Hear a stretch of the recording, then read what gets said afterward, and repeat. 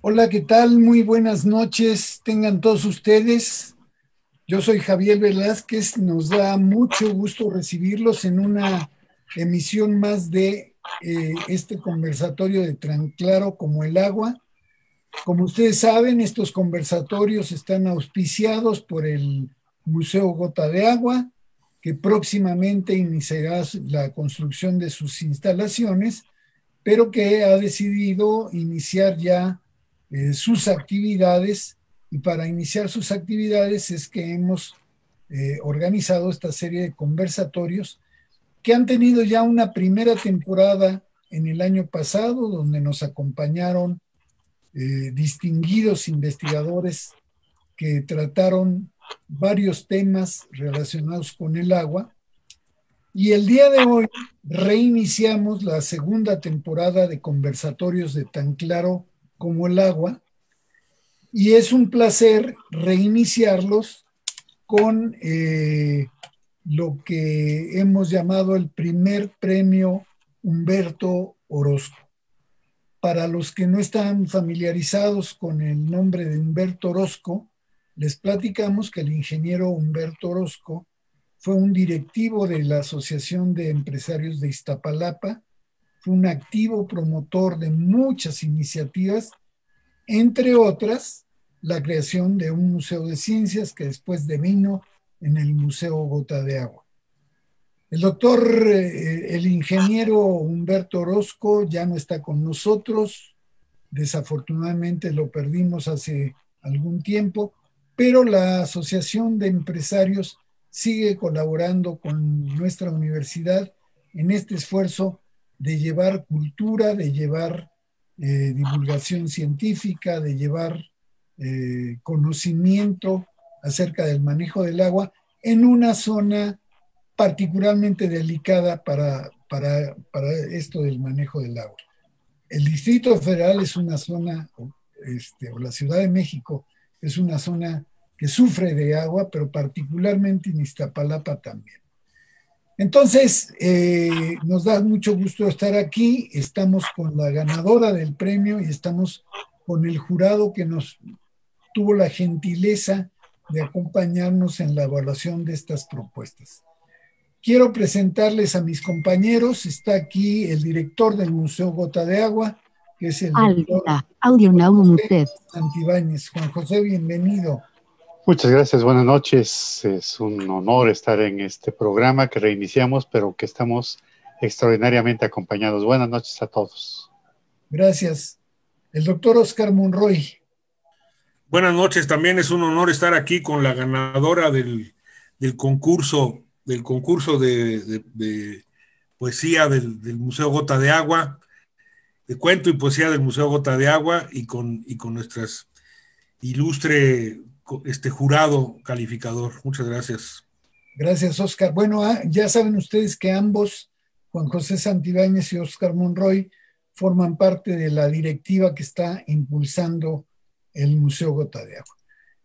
Y entonces es un privilegio y un honor darle la bienvenida a nuestro jurado calificador. Tenemos con nosotros Ángeles González Gamio, que es una intelectual, una historiadora, una licenciada en Derecho, que es muy conocida en el ámbito cultural nacional, que tiene una presencia constante en los medios y que fue lo suficientemente sensible y generosa para acompañarnos en la definición de este primer premio Humberto Orozco. Ángeles, un placer, un privilegio tenerla aquí con nosotros. Muchas gracias. Para mí es el privilegio. Le agradezco mucho que me hayan invitado. Gracias. Y como parte de este jurado, está con nosotros Antonieta Ilwi Pacheco, que es una distinguida profesora de filosofía de la UAM Iztapalapa. Ilwi, muy bienvenida y muchas gracias. Muchas gracias a todos por la invitación y muy contenta de haber leído este cuento. Gracias. Y bueno, les presento a la ganadora de este primer certamen ha sido Andrea González, que ahora sabemos que es una estudiante de hidrobiología por eso su sensibilidad particular con el agua, y además hoy es una maestrante de estudios organizacionales en la UAM Iztapalapa. Andrea, muy bienvenida y muchas felicidades. Gracias por estar aquí. Muchas gracias, doctor. Buenas noches a todos los presentes. Bueno, para empezar la ceremonia, digamos, de esta entrega, yo le pediría al doctor Juan José Santibáñez, director del museo, que nos diga unas palabras particularmente dirigidas a la ganadora del premio, para después pedirle a nuestro jurado que nos también exprese, que nos comparta sus reflexiones acerca de este evento.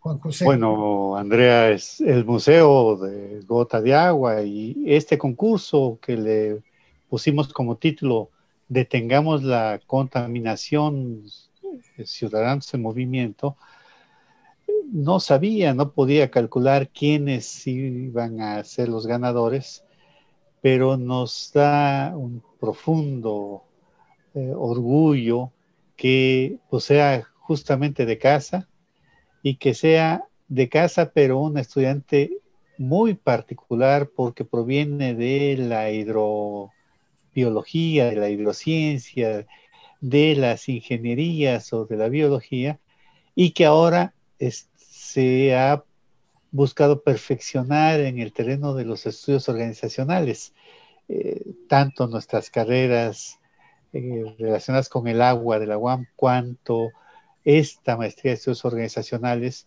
pues gozan de un gran prestigio. Y seguramente esto debe haber contribuido, aparte del talento personal, en que hayamos recibido este cuento donde el tiburón es un personaje central y que nos permita contar con material para que los niños, los muchachos a quienes dirigimos nuestros trabajos en el futuro, pues tengan material desde el principio que los eduque en detener la contaminación. Muchas felicidades, Andrea. Compartimos la felicitación, Andrea, y ahora les pediríamos a nuestras distinguidas miembros del jurado que nos ofrezcan alguna reflexión con respecto a este certamen. Empezamos con Ángeles, si no tienen inconveniente.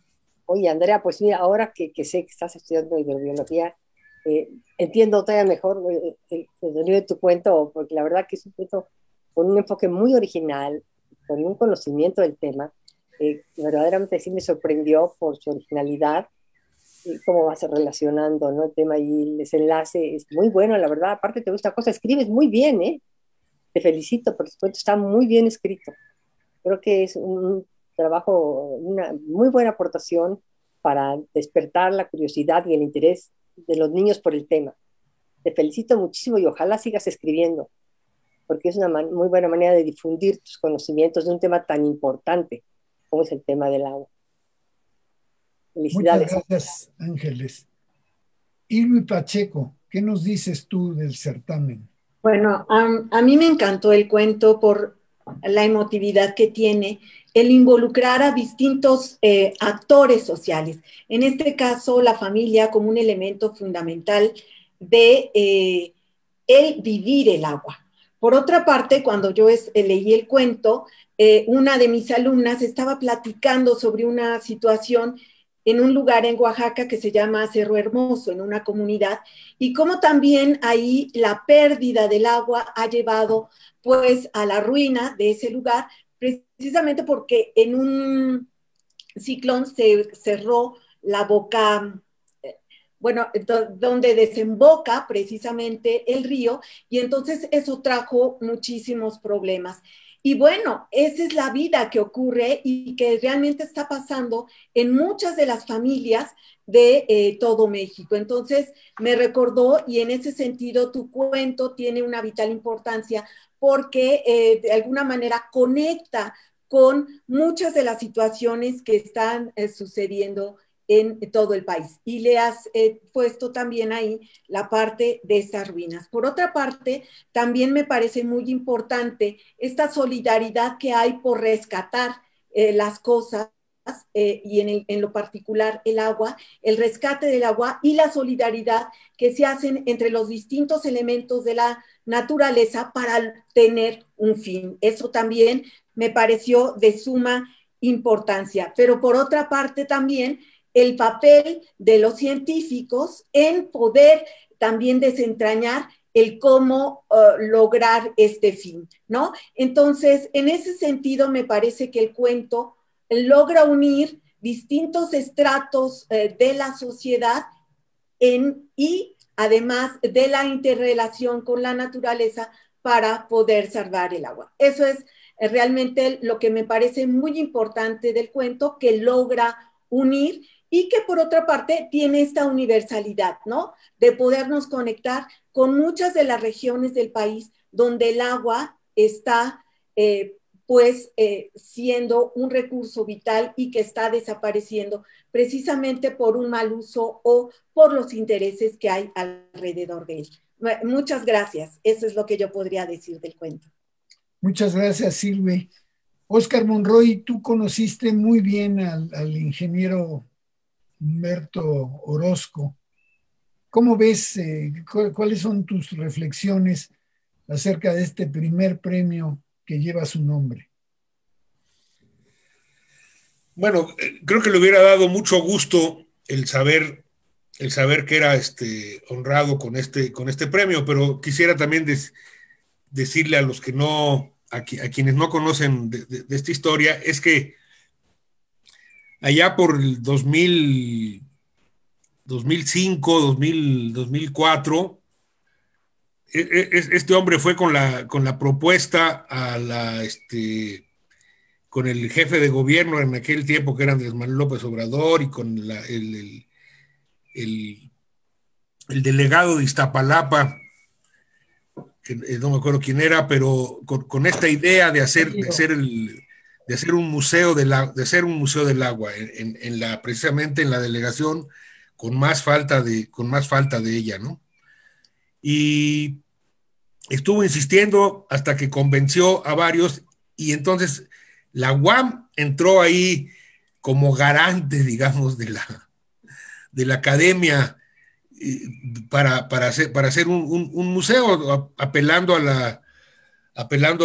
la tradición académica de una universidad y pues entonces se conformó una triada entre el gobierno, que era la delegación, la UAM y la Asociación de Empresarios.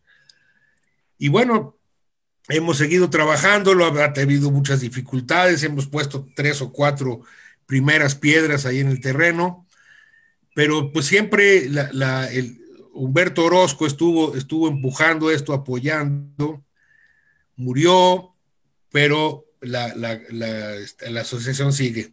Hoy me extraña que su representante no nos acompañe, pero sí estuvieron también muy, muy, pues, satisfechos y contentos de que hubiera llevado este primer premio el nombre de Humberto. Seguramente tuvieron algún problema cibernético como los que estamos experimentando nosotros. Si se dan cuenta, ya desapareció Juan José. Entonces, esperamos que se vuelva a conectar muy pronto. Pero mientras le pediríamos a Andrea que nos diga su reacción y su reflexión acerca de este primer premio y de su cuento y de haber ganado este primer concurso. ¿Qué nos cuentas, Andrea? Bueno, primeramente agradezco mucho la oportunidad que se nos dio a todos, el poder transmitir los conocimientos en un cuento o en un video. Creo que eso es muy importante, el hecho de dar difusión de una manera como muy creativa, muy poco común. Nos ayuda a nosotros, que estamos a lo mejor en una línea de investigación muy, muy básica, muy ruda, a expresar nuestra forma de ver el mundo, ¿no? Creo que también la forma en cómo se conectaba el cuento con los personajes, pues intenté tomar lo más mexicano posible, tanto el ajolote, que es mexicano, los biólogos, como 2 especies totalmente diferentes, que pues es el ajolote y el ser humano, también tienen consecuencias, ¿no? Por la problemática ambiental que estamos viviendo. sea, cómo ambos protagonistas quieren luchar para salvar a su familia, ¿no? Entonces, una reflexión que sí me dejó fue lo de las ruinas de Agua Azul. De hecho, me inspiré en Chiapas, donde está la laguna de Agua Azul, que también comentaban, ¿no? Que hay mucha contaminación y que hay una belleza extremadamente bonita, pero esa belleza se puede acabar en un instante. Por eso le denominé las ruinas de Agua Azul, ya que, como dicen, ¿no? Las personas ahí sobreexplotaban los mantos acuíferos y demás. ¿Y qué pasa? Pues las ruinas llega un momento en que dice, sabe que basta, los expulsan y entonces ellos emprenden, ¿no? Una educación ambiental, pero no nada más de los ancestros de la población, sino también de los biólogos, ¿no? Que de una manera muy técnica les dicen, bueno, vamos por aquí, ¿no? Entonces, la verdad, sigo muy sorprendida por haber ganado, pero agradezco mucho la oportunidad y agradezco mucho a los jurados. Pues te felicitamos muy, muy, muy calurosamente, Andrea. Creo que el país en general necesita mucha actividad de divulgación científica, necesita que su claustro de científicos, que es muy sólido, muy poderoso, se vincule con la población, se vincule con la sociedad y dé a conocer todos los avances que está haciendo.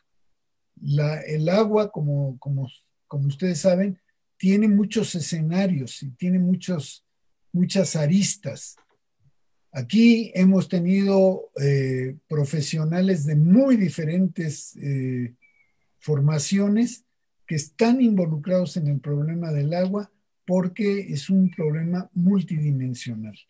Entonces, para culminar la premiación, te decimos que eres acreedora de una tablet y de un reconocimiento que te hemos de entregar a la brevedad posible. Te reiteramos nuestra felicitación. Ya regresó Juan José Santibáñez.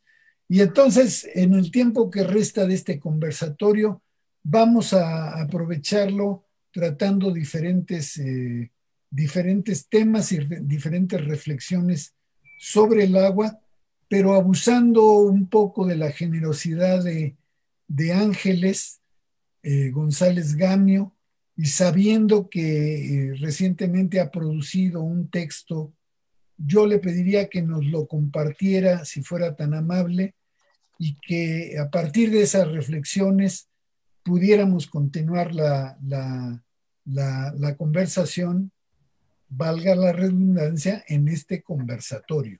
Entonces, Ángeles, si estamos de acuerdo, por favor, compártenos tu texto. Gracias, maestro, con mucho gusto.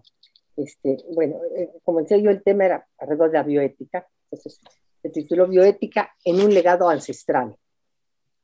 Ahora que enfrentamos severas crisis ambientales, en gran medida generadas por el abuso que hemos hecho de la naturaleza, es importante para planear el futuro acercarnos a modelos exitosos del pasado. Además de las ambiciosas políticas globales que se emiten en los encuentros entre naciones y organismos internacionales, con acuerdos trascendentales que frecuentemente quedan en buenas intenciones, hay que ver hacia adentro, a lo local, lo cercano, en donde sí se puede incidir. En la Cuenca de México tuvimos ciudades que supieron convivir armónicamente con la naturaleza lacustre que les daba sustento y con la flora y fauna de las montañas que las rodeaban. Tomemos como paradigma México Tenochtitlan, la esplendorosa ciudad que deslumbró a los españoles. La rodeaban 5 lagos: Texcoco, Xochimilco, Chalco, Zumpango y Xaltocan. Los mexicas fundaron su capital en la parte más baja de la cuenca, en unos islotes que sobresalían de las aguas. Esta localización la hacía presa de constantes inundaciones, lo que los llevó a construir un dique que separaba las aguas saladas del lago de Texcoco de las dulces del de México. El propósito principal de esta obra, junto con una serie de compuertas que construyeron tanto en el Albarradón, como se conocía al dique, y en la entrada de las acequias y canales que cruzaban la ciudad, era controlar los niveles del agua en las temporadas de seca y de lluvias. Una de las maneras en que aprovechaban las aguas someras de los lagos sin afectar la naturaleza fueron las chinampas, un verdadero prodigio ecológico. Son construcciones artificiales que se construyen dentro del agua, con varas y lodo. En las orillas siembran el árbol llamado huejote, que echa raíces en el fondo y las fija, lo que las convierte en pequeños islotes rectangulares. tienen uno de los índices más altos de productividad del mundo. Pueden llegar a dar hasta 4 cosechas al año. El ingenioso sistema se utilizó en la Cuenca de México posiblemente miles de años atrás. Algunas evidencias señalan que quizás hubo chinampas en Teotihuacán. Lo que sabemos de cierto es que las desarrollaron con gran éxito los xochimilcas, la primera de las tribus nahuas que arribaron en el siglo X a este sitio portentoso. Los bosques y los animales que los habitaban tenían connotaciones divinas, por lo que se aprovechaban con mesura. Podemos afirmar que habían logrado un sano equilibrio ecológico, basado en lo que ahora llamamos bioética. A la llegada de los españoles, esto comenzó a cambiar. Ajenos a la vida de una ciudad lacustre, la urbe que se levantó sobre las ruinas de México, Tenochtitlan, conservó en un inicio las acequias, que paulatinamente se fueron cegando, porque los nuevos pobladores requerían de calles para los caballos y carruajes. Los bosques se fueron talando para usar la madera en sus construcciones, lo que acabó con buena parte de la fauna. Esto rompió el equilibrio y causó inundaciones que llevaron a que se comenzaran a extraer el agua de los lagos hasta acabar totalmente con ellos.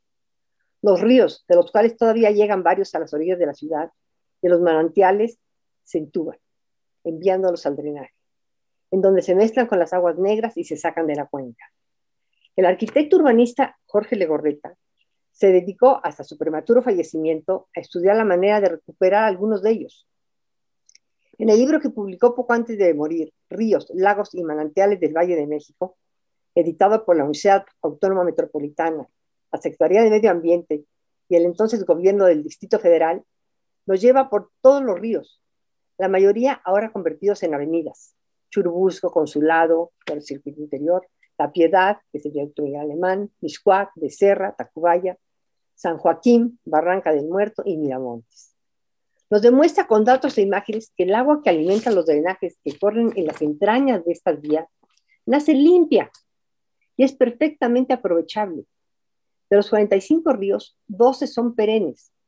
Esto es que conducen agua a las 24 horas del día, los 365 días del año.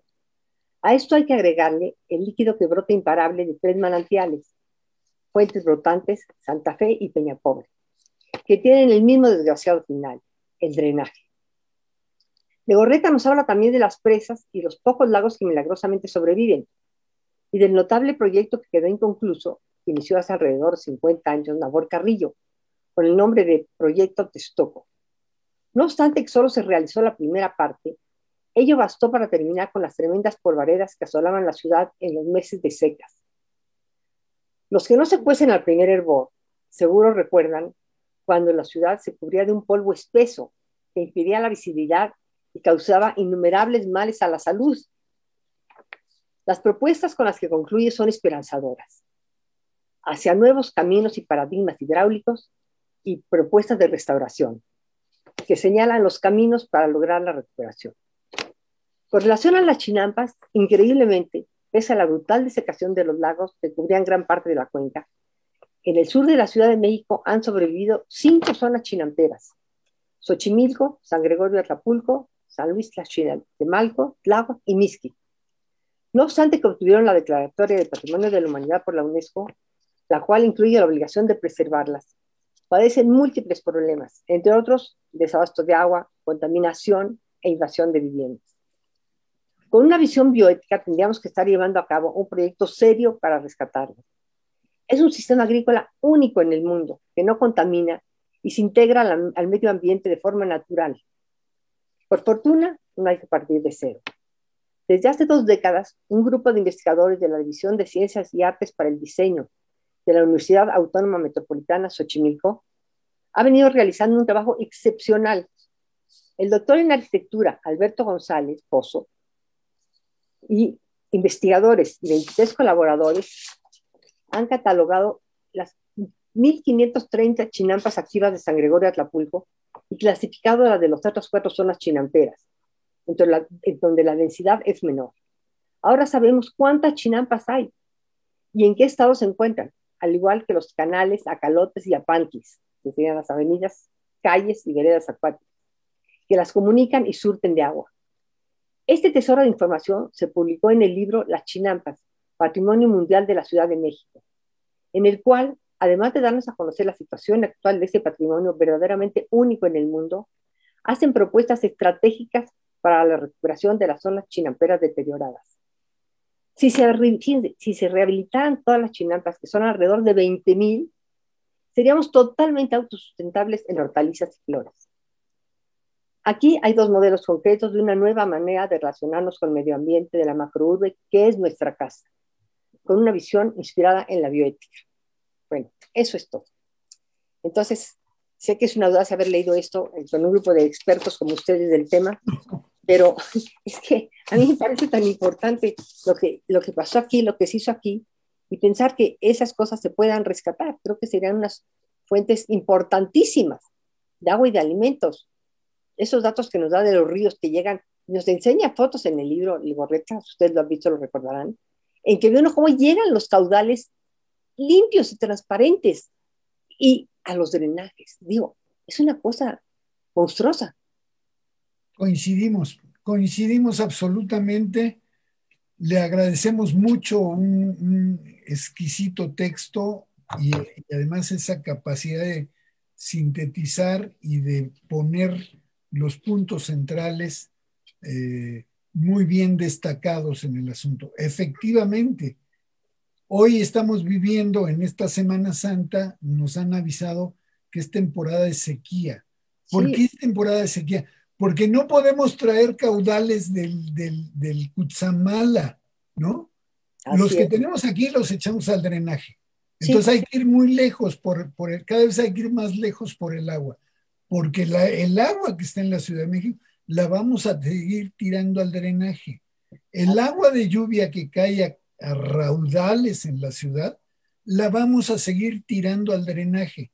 Y como usted dice, es agua limpia, es agua que con un proceso mínimo de tratamiento, y eso lo sabe muy bien Oscar Monroy, podría estar disponible como agua potable. Así es. Pero bueno, vamos a darle oportunidad a la doctora Pacheco de que nos comparta alguna reflexión acerca de este tema que estamos tratando, Ilwi. ¿Cómo ves esta locura? Tú que eres filósofa, ¿cómo ves esta locura de tirar el agua a la basura y entonces ir a 10 cuadras por ella? Uh-huh. Perdón, yo soy historiadora, ¿verdad? Pero soy del Departamento de Filosofía. En este caso, creo que las propuestas que tienen de la UAM Iztapalapa y la idea del cultivo del agua, a mí me parece muy importante. Tratar de llevarla a cabo también es fundamental. Muchas veces vemos esta idea de recuperar los ríos y es algo que trasciende, es decir, ahí sí necesitamos como toda una estructura gubernamental y de la sociedad para ir avanzando en ello. Pero en esto que mis colegas de la UAM Iztapalapa nos proponen, que es el cultivo del agua, a mí sí me ha dejado muchísima reflexión en lo particular sobre el qué hacer desde nosotros, ¿no? Por ejemplo, yo lo que he visto en la zona donde vivo es que muchos han quitado sus jardines y esto evita que se filtre el agua. Gran parte también del agua que utiliza la Ciudad de México viene de pozos, y estos pozos, ¿de dónde se alimentan? Pues justo de estas filtraciones. Y a mí es algo que me ha preocupado mucho y que siempre que veo, por ejemplo, en mi casa el jardín, el pequeño jardín que tengo, y digo, lo voy a pavimentar, y cuando pienso en eso me digo a mí misma, estás cometiendo un gran error. En ese sentido, toda esta parte de cultivar el agua, de cómo llevarla, todavía hasta el año pasado que llovió intensamente, me vi en la necesidad incluso de armar una serie de mangueras para que el agua que escurría de la parte superior de su casa no se fuera, sino cayera completamente en el jardín y de esta manera pues ayudara de alguna manera a la filtración, ¿no? Y después de esto me he quedado pensando, carambas, ¿cuánto tengo que hacer yo en cuanto a mi casa para justo empezar a cultivar el agua? Y es algo que no lo pensamos. Hace poco también, por ejemplo, en mi comunidad, que es en Naucalpan, se dio o se trató de dar un cambio de uso de suelo. Y yo les decía, bueno, si queremos mantener el uso de suelo, por ejemplo, residencial, la propuesta debería de ser de que construyeran, los que tienen uso de suelo residencial, por ejemplo, construyeran o tuvieran esta captación de agua de todas sus casas y de esta manera poder seguir teniendo el privilegio de tener estos grandes espacios en calles donde no están tan utilizadas. Y creo que desde ahí, desde pensarlo, como bien dice Ángeles Gamio, desde lo local, ¿no? Desde las familias, desde las colonias, qué es lo que podemos hacer y cómo poderlo ir impulsando, creo que sería mucho mejor.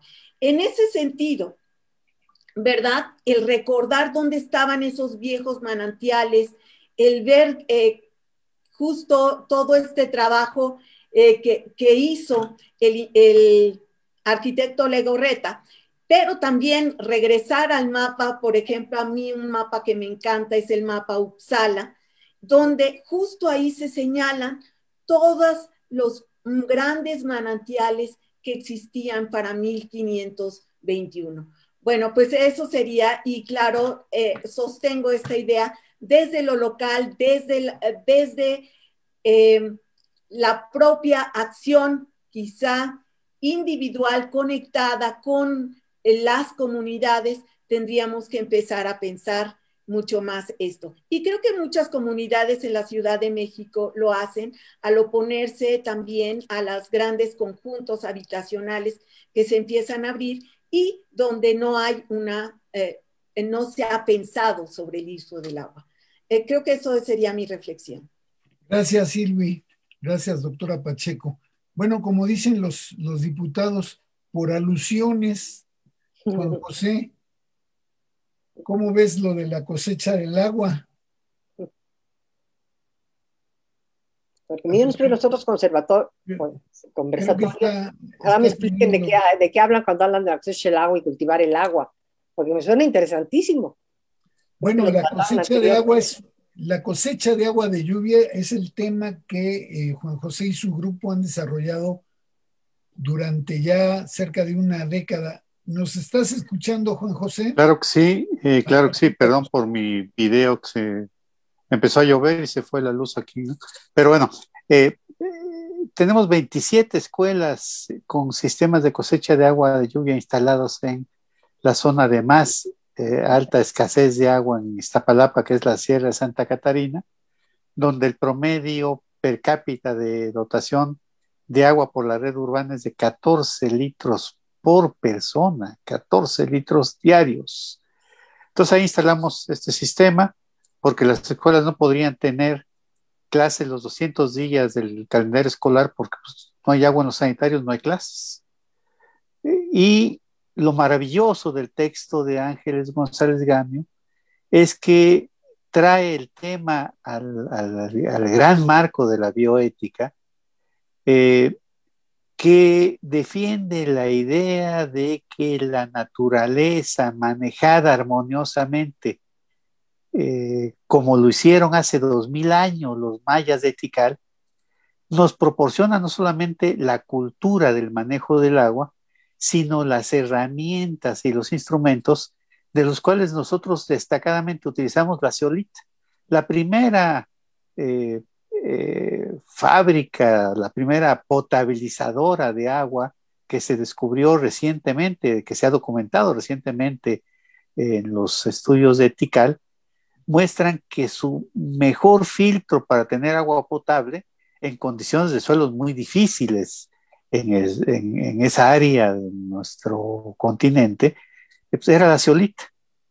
Lo que recientemente descubrimos los científicos, que efectivamente por su figura hexagonal, por el intercambio de iones que favorece al recibir las corrientes de agua, genera un proceso benéfico de potabilización impecable. Y por eso nosotros podemos cosechar el agua lluvia sin contaminantes, ponerla en bebederos y que los niños pues, tomen agua de los bebederos que instalamos y se ahorren por niño 6 pesos diarios, pero cuando menos en 210 1,200 pesos en no comprar agua, en no comprar refrescos ni agua embotellada, lo que genera ahorros para la comunidad de cada escuela de entre 1 millón y 2 millones de pesos anualmente, ¿no? Con sistemas muy baratos, muy eficientes, de altísima calidad, pero que representan este símbolo que ahora le robaré la idea a Ángeles González Gamio, de ser el símbolo de la bioética entre los muchachos de nuestras primarias y secundarias que recuperan la cultura ancestral que nos dio origen en este territorio. Muchas gracias, Juan José. Y bueno, cultivar, cosechar el agua de lluvia es una manera de disponer de volúmenes extras del agua. Pero no es la única manera. Óscar Monroy, también por alusiones, a la hora de decir la gestión del agua, el manejo del agua, esto de abrir el agua, la costumbre que nosotros tenemos de abrir la llave del agua, dejarla correr, lavarnos nuestras manitas y dejarla correr, y ya se fue, después de ser traída de lejísimos, ser potabilizada, nosotros la malgastamos, la usamos una sola vez y la tiramos. ¿Qué opciones tenemos, Óscar Monroy, para usarla muchas veces? Tu micrófono. Sí, pues ya lo dijiste, ¿no? Pues hay que reusar el agua. Sí, pero ¿cómo logramos esto? Somos 9 millones de habitantes en la Ciudad de México, lo que era antes el DF, 9 millones de habitantes, y solamente es un pequeño oficina que se llama el Sistema de Aguas de la Ciudad de México. O sea, es demasiado el reto para un solo organismo. Entonces, la ley actual de aguas nacionales y sobre todo la iniciativa ciudadana que hemos estado trabajando plantea que aprovechar la forma de consejos de cuenca, que serían los organismos mixtos de ciudadanos y autoridades del agua, para administrar, hacer los proyectos, supervisarlos, que se lleven a cabo, etcétera, a nivel local, ¿verdad? Ya como dijeron la doctora Pacheco y Ángeles, la participación ciudadana que está permitida, que está prevista en la ley para poder fortalecer estos organismos gubernamentales que por sí solos no son capaces de resolver este gran problema. Si uno habla con el director y con mucha gente del sistema de aguas, dicen, claro que sí es necesario rescatar los ríos, pero no tenemos ni el presupuesto, ni tenemos el tiempo, nos ganan las urgencias, las emergencias, y nada más nos tenemos que dedicar a lo que tradicionalmente. Pero si se organizaran estos consejos de cuenca, y la cuenca es la olla donde vierte el agua. Entonces, prácticamente para cada olla donde llegue el agua es un río. Entonces, dividir el Valle de México, ya para no nada más centralizarlo al DF, el Valle de México en cerca de 45 subcuencas, en donde se permite, bueno, no solo se permite, sino se impulsa a la sociedad a que establezca los proyectos necesarios para recuperar esta agua. Y entonces sí, darle el tratamiento total, pensar en la infiltración que dijo la doctora Pacheco acertadamente. Ahí es donde la mitad del agua que tiene la Ciudad de México la estamos extrayendo. Todo el agua que traemos agua de todos lados, como dijo Javier, también de muy lejos, pero la que nos cae aquí, esa la desechamos, esta no la queremos y la sacamos. Bueno, pues entonces, los consejos de Cuenca es esta participación que también detectaron nuestro jurado calificador, que es importante esa participación. Entonces tenemos que buscar maneras de incentivarla y de hacer que se vaya haciendo. Y hay muchos ejemplos, ¿eh? En Lomas de Tarango, en el río Magdalena, allá en el río, hay gente organizada y que está constantemente interpelando a las autoridades, pero las autoridades también con esto de que no se dan abasto, tampoco les hacen caso, pero tienen que estar haciendo caso y tienen que apoyarlos para hacer estas obras que se están requiriendo, ¿no? El río de los Remedios, el río de la Piedad, hay gente que está ya empezando a recuperar todos estos ríos entubados, que son nada más los viaductos.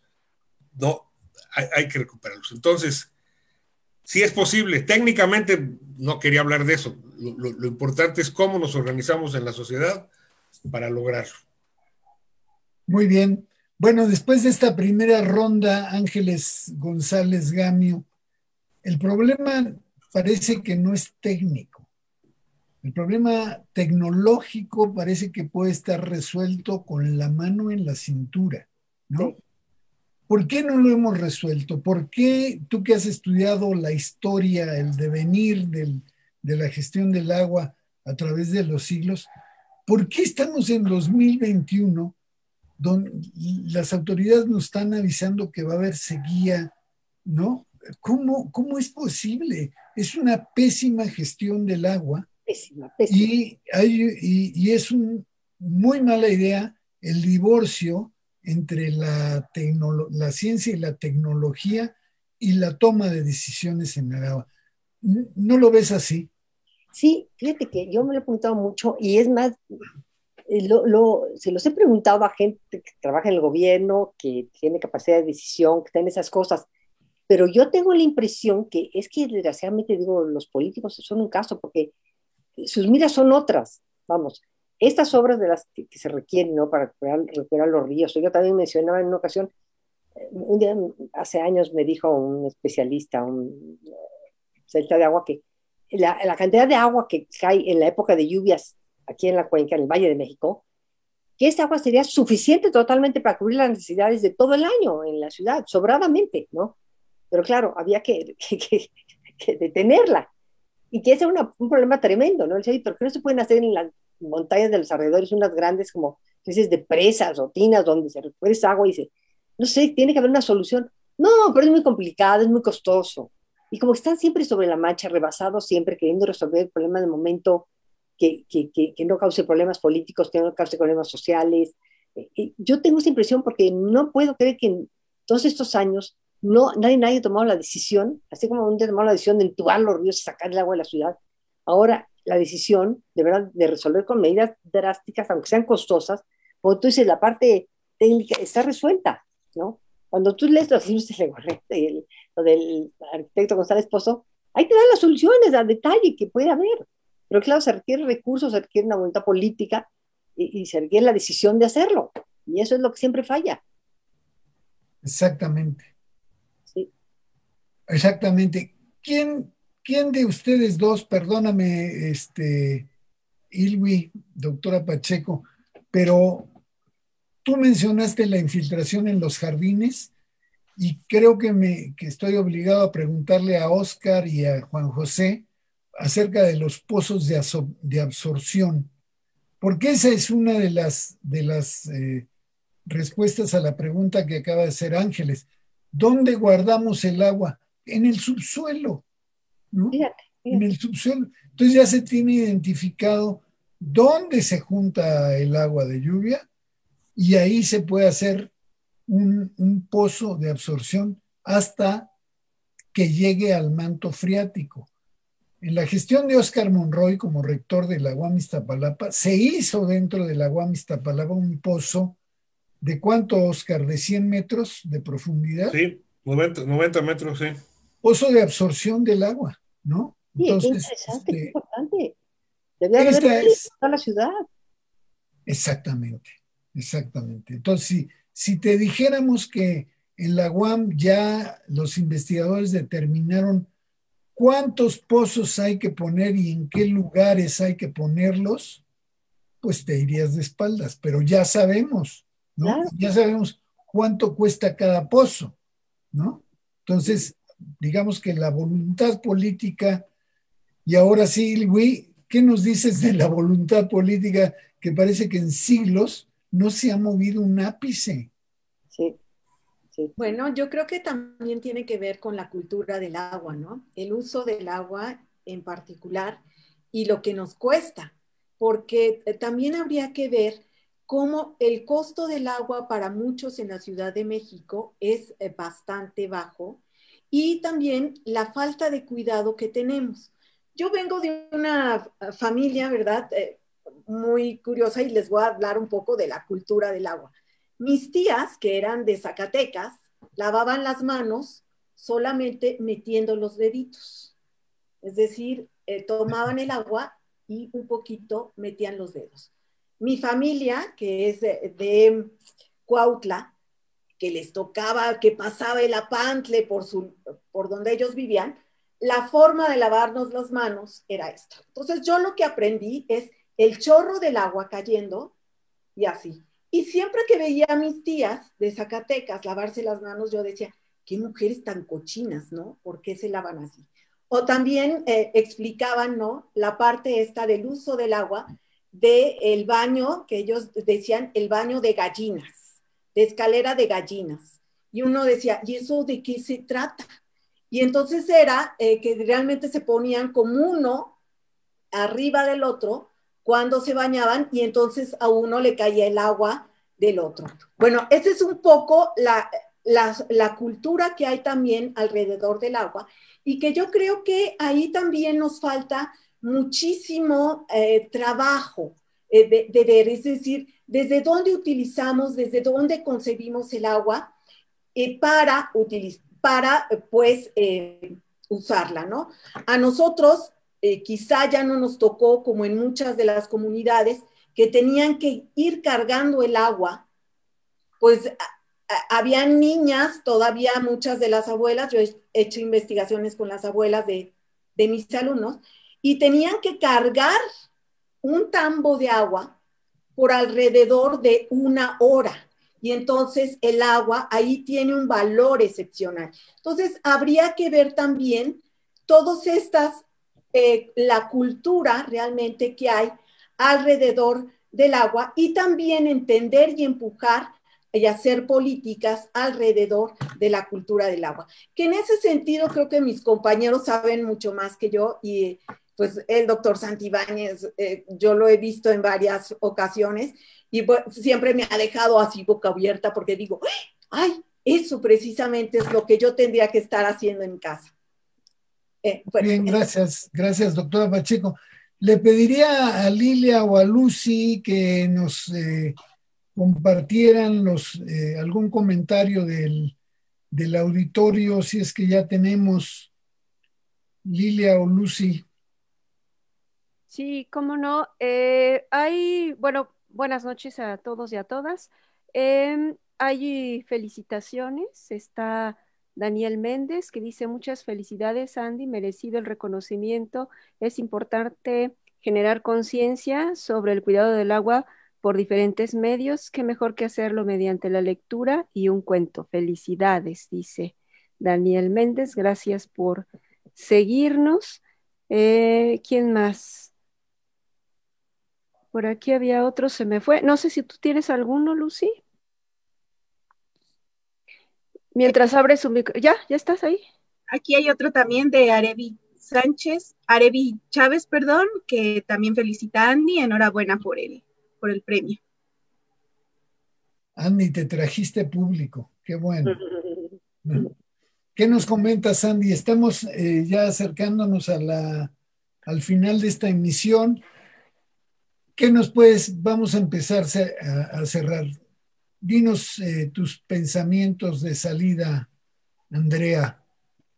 Bueno, creo que esta oportunidad que se nos brinda al escuchar a varios profesionales en el tema del agua. Creo que es muy importante, sobre todo no nada más al público en general, sino también para los investigadores, ya que a veces nos invita a abrir nuevas líneas de investigación o trabajar o reforzar nuestro conocimiento en eso. Estoy muy de acuerdo con todo lo que comentan, y también la forma en cómo hemos sido educados, con la forma en cómo cuidamos el agua también influye mucho, ya que desde pequeños pues en las primarias no dan educación ambiental sobre el cuidado del agua, sobre el cuidado del suelo. Entonces sería bueno que se impartiera talleres o demás para que empecemos con esa educación, porque lo vemos ahorita con las sequías que hay, con el poco abastecimiento de agua, ¿no? Y todos dicen, pero ¿por qué falta el agua? Pero no nos ponemos a pensar qué hacemos nosotros para cuidar el agua. Entonces creo que eso es muy importante, y este tipo de eventos nos sirven para vislumbrar lo que a veces nuestros ojos no lo ven. Muy bien, Andrea, muchas gracias. Cerramos también con nuestros jurados, Ilwi y Ángeles. Doctora Pacheco, yo te preguntaría, a las dos les preguntaría, pero te pregunto a ti primero, ¿servirá de algo en este grave problema del agua? ¿Servirá de algo tener un museo del agua? A mí me parece que cualquier museo, y en este caso con una función social, que sea la de educar, es fundamental. En el caso de Iztapalapa, me parece también que es muy importante, porque justo también ahí la falta de agua por este reparto que surge desde la época del porfiriato del agua, al concentrarlo en la zona de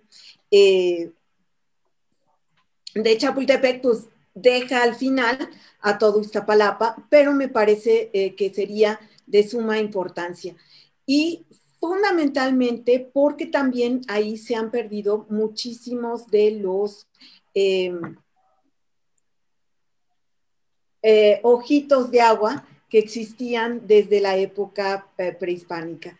Y bueno, hay muchos relatos también que cuentan de cómo se usaba el agua y cómo gente que incluso venía de la zona de Cuautla iba a, justo una de sus formas de diversión era ir a los ojos de agua que existían en Iztapalapa. Entonces es fundamental ver el agua desde las diversas enfoques, y también justo porque ello abona a la cultura del agua. Por eso me parecería fundamental.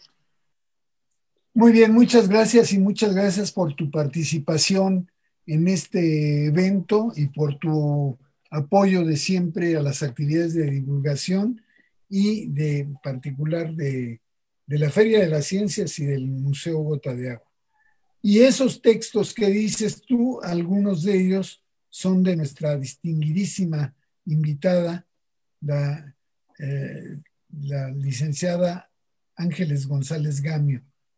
Ángeles, Mira, ¿cómo ves? ¿Cuál sería la importancia del Museo Gota de Agua y cuáles deben de ser sus perspectivas? importantísimo, yo creo.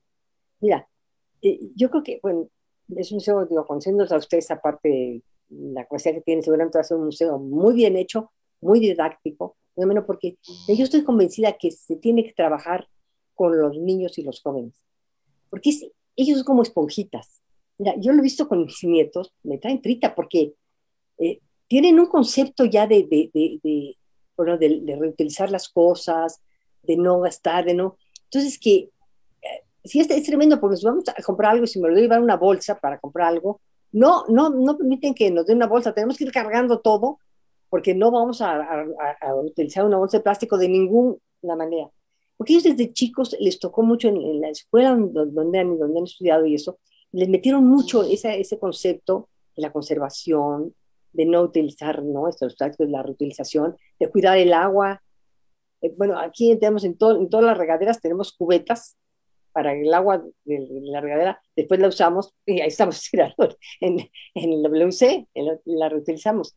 Y es una cosa, ya digo, pero a mí de repente se me olvidan ciertas cosas y ellos son los que me dicen, porque desde muy pequeños, o sea, hay que concientizar, yo creo que es importantísimo, y un museo, yo creo que ayuda muchísimo para eso, porque es una manera divertida, interesante, en que los niños pueden ver el valor que tiene el agua, el trabajo que hay detrás del agua, así, para que ellos tomen un vaso de agua aquí, el trabajo que hay, ¿no? Lo que tú decías, traerla de tan lejísimos, el problema de los pozos, entonces conocer la historia del agua en la ciudad, todas esas cosas yo creo que van creando la conciencia, porque, mira, ya mi generación la veo perdida, pero entonces hay que trabajar con los que vienen. A mí me están en ese sentido educando mis nietos, te voy a decir. Muy bien.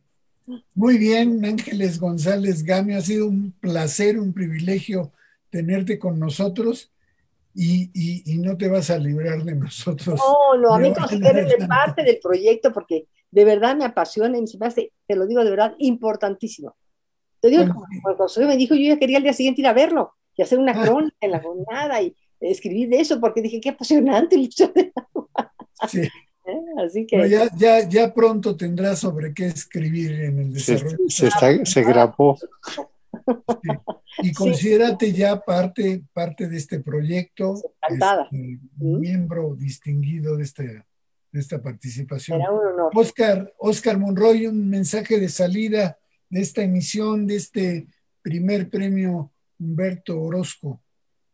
Bueno, pues yo agradezco mucho los conceptos de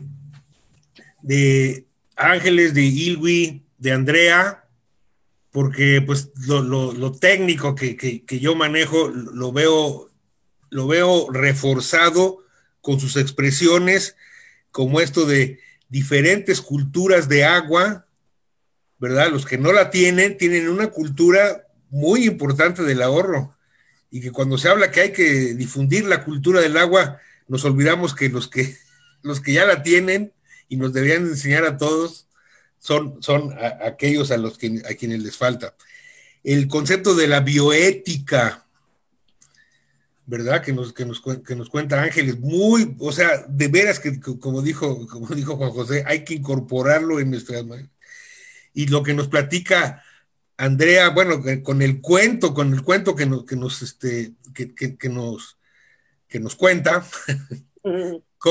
cómo las familias se convierten y son siempre las que protegen estos lugares tan preciosos, que simplemente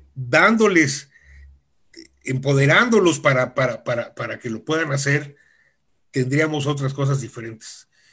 Que no sea la apropiación del gobierno con un concepto ahí de que es para utilidad de todo el mundo, pero al fin de cuentas no es para nadie. Bueno, creo que rescatar desde las ciencias y las humanidades, ciencias sociales y las humanidades, el motivo por el cual trabajamos. Bueno. Muy bien, muchas gracias, Oscar. Un mensaje final del director del Museo Gota de Agua, el doctor Juan José Santibáñez, por favor. Muchas gracias. Aquí estuvo el ingeniero Humberto Orozco y aquí estuvo el arquitecto Legorreta. Ellos han sido nuestros impulsores, ¿no?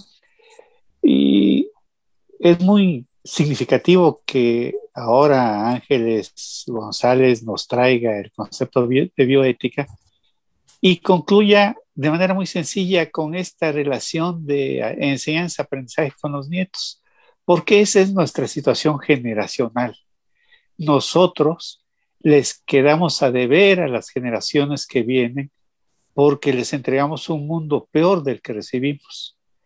Pero da mucho gusto, es muy esperanzador que la generación que sigue, como Andrea, ya esté comprometida con buscar estos objetivos que estaremos persiguiendo también nosotros, esperanzados en que las generaciones que nos siguen fácilmente se podrán enrolar en estos mismos propósitos.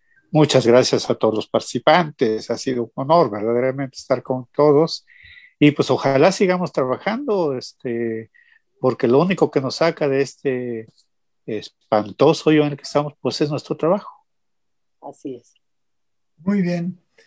Pues muchas gracias. Así llegamos al final de una emisión más de estos conversatorios de Tan Claro como el Agua.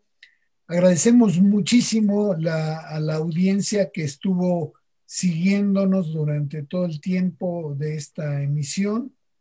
Muchas gracias por su interés y les recordamos que cada viernes a las 7 de la noche, a partir de hoy, estará esta segunda temporada de Tan Claro como el Agua. Claro, a partir de hoy, excepto el Viernes Santo, que es la próxima semana.